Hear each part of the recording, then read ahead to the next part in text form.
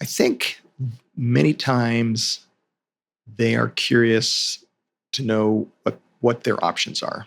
Like, what are my options for breast augmentation? Am I a candidate for breast augmentation? And then most patients coming in nowadays have done some research on their own. They've done a little bit of reading, or they have friends and they've heard some things and they want to, run through the things that they've heard, see if it's accurate. But they really want to know what their options are, and which I like because after I sit down and meet with them, get to know them, get the history, get their medical history. Then we can really get into the nitty gritty of, are you a good candidate? Do you need anything else besides just an implant? And what size range are we looking at?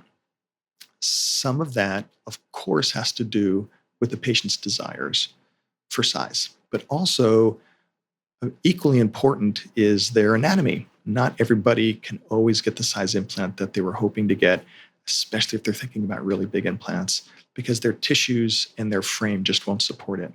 So those are patients that I take a especially long time to really go through the process and explain to them what's going to fit them, what's going to be safe, what's going to be long lasting, what's going to have a lower rate of complications. Because when you start pushing the envelope sometimes in those patients, although it may look good for 3-6 months, then if their tissues can't support the implant, then we're going to have a problem long term.